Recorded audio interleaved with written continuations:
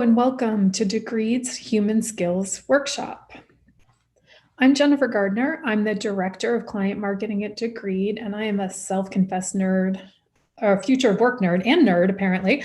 I'm a human skills expert and a lifelong learner. Before coming to Degreed, I created a learning series called Human Intelligence, since I've been studying human skills for many years. Some of my favorite go-to experts are the World Economic Forum, Brene Brown, and Adam Grant. And I am presenting to you live from Durham, North Carolina. So I became interested in the future of work as a teenager. I read Kurt Vonnegut's first novel, Player Piano. This is a dystopian novel written in 1952, and it features a world where human skills have become entirely automated. Artificial intelligence is doing all of the work in the society. Needless to say, this was terrifying to me. I am someone who finds purpose and meaning in her work. And so a life where I didn't have that seemed really not worth living to me, and the future seemed very scary. But I managed to put this fear aside. I just decided to ignore it, which is often what I do when I'm afraid of things, and went on with my career. And this cropped up again for me a few years ago. I was working for an accounting association. The CEO there gave a really powerful talk about the future of accounting and how many of the skills that accountants do today can already be automated with our existing technology. And I started to think about, what did that mean for us as a society? And what did that mean for the future of work? And luckily, I thought long and hard, and I realized that there was, in fact, a solution, and that was to develop our human skills. Our human skills will become increasingly important in the future of work as artificial intelligence does the things that machines do and do well. So maybe you've asked yourself, will robots take my job? If you go to the website, willrobotstakemyjob.com, you can search on your profession to see what your risk level is. Some of the professions that are at high risk are accounting, as I mentioned, bookkeeping, and insurance underwriters. While there are some jobs that are very safe, like nursing, engineering, and psychologists. But all of us can upskill and develop our human skills, which become, as I mentioned, increasingly important in the age of automation. Even Vonnegut recognized that back in 1952. He believed that we would rediscover the power of the human mind and the human hand. So let's talk about human skills. We love to say at Degreed that these are the skills that never go out of style. These are the skills that make us human. They're how we relate to one another. They're things like empathy, emotional intelligence, leadership, creativity, and innovation. And these are things that are hard to automate. And that's why I believe they're increasing in value. So let's look at how they compare to technical skills. Human skills have often been called soft skills. Back in my accounting days, we called them essential skills. There are things like resilience, leadership, and emotional intelligence. These are skills that are stable and long-lasting. Technical skills are often called hard skills. They include coding, financial services, and operating machinery. And they're much more vulnerable to disruption. Another way that these skills differ are human skills develop over the course of our lifetime, and they develop through our lived experiences. The Future of Jobs report from the World Economic Forum took a look at what the skills outlook was for 2022. And they forecasted that the fastest growing skills would be analytical thinking, active learning, and creativity. And yes, those are human skills. And only 2 of the top 10 skills were technical. So you can see that they're putting an emphasis on this area as well. And Google, a technical company, a software company that we all know well, did some research about what made for a successful Google employee. And it was not, in fact, their technical skills. It was things like critical thinking, empathy, coaching, being supportive of your colleagues, what made their employees successful, those human skills. LinkedIn also took a look at this skill set. And they found that when people made a bad hire, it was typically because they lacked human skills. So I think it goes to reason that increasing our human skills, strengthening our human skills will make us more desirable in the job market and better at our jobs and more likely to succeed in our jobs. So let's take a deeper look now at this World Economic Forum top skills for 2022.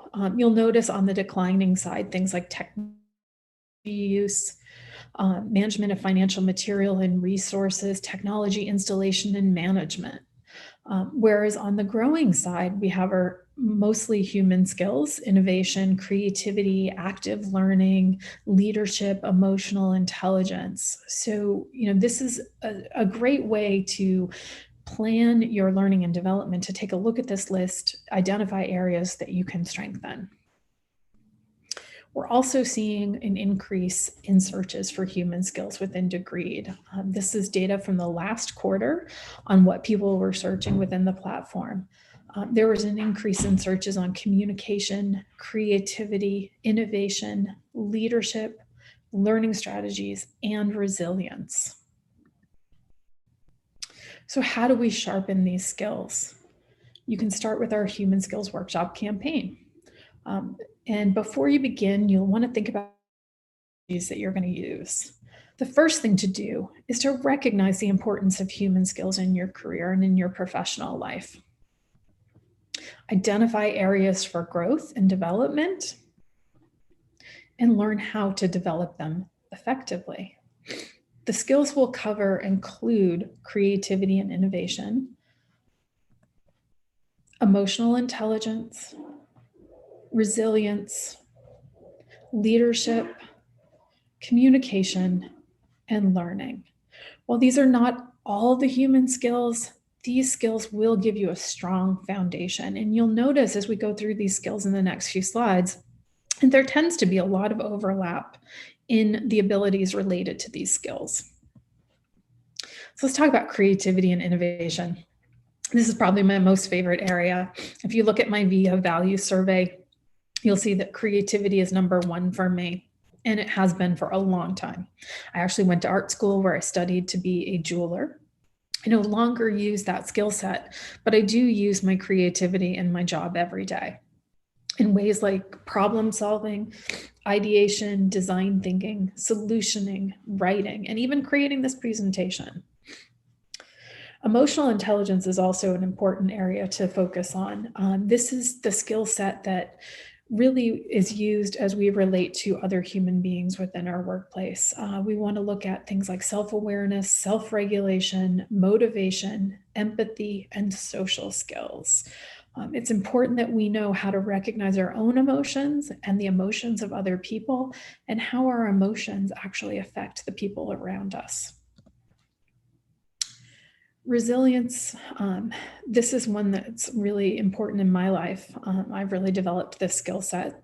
And I think with all the change and disruption we're seeing in 2020, this is critical for our careers. And the American Psychological Association defines resilience as the process of adapting well in the face of trauma or tragedy, threats, or other significant sources of stress. And what's interesting about resilience is you may be more resilient in one area of your life and less in another. But what we learn through resilience is that we have the ability to tackle hard things and succeed. And there are ways to get better at being resilient. Leadership. This is a key area, whether you're in a leadership role or not. You have the opportunity to lead up and across and down, no matter what role you're in an organization. Some critical skills and abilities in leadership include communication, self-awareness, influence, learning agility, strategic thinking, and motivation. And I'm sure you're starting to notice there's some crossover in some of these areas. Self-awareness is important for both emotional intelligence and leadership. So let's move on.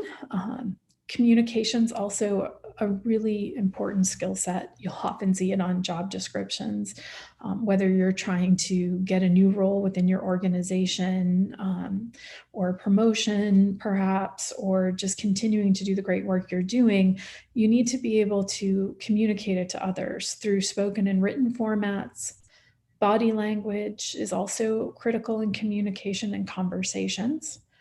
You'll need to understand those nonverbal cues, which is, I think, increasingly hard in Zoom, but it's still an important strength to cultivate. And then, one of our skills and abilities I think many people undervalue is our ability to listen.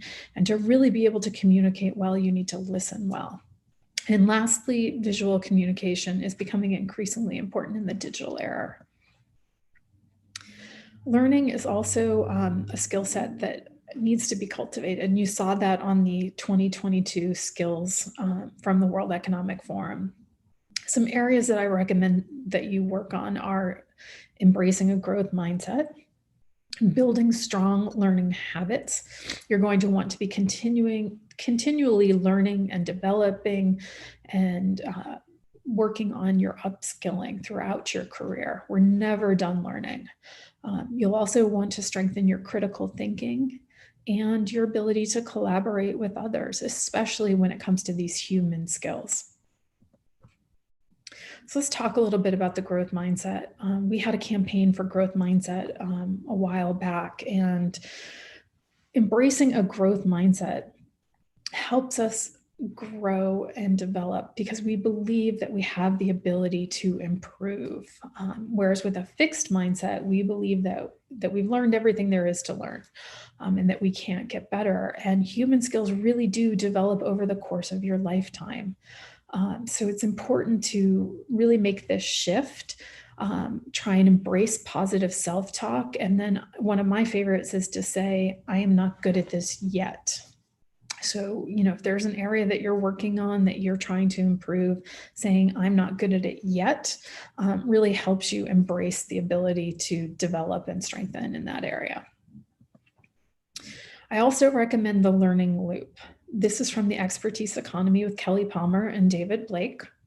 So you start with knowledge, you gather your knowledge, and then you move to practice, feedback, and reflection. And in human skills, that practice and feedback are so critically important, as well as that reflection period. And you'll want to continually repeat this learning loop as you develop your human skills. So over the next couple of weeks, we're going to be sharing lots of great information about human skills, places, information for you to go and develop in these key areas. And I'm also available by email or LinkedIn if you want to reach out to me. I'd love to talk about human skills. You can find me at jgardner@degreed.com. And thank you so much. And I look forward to connecting with you and teaching you more about skills in the future.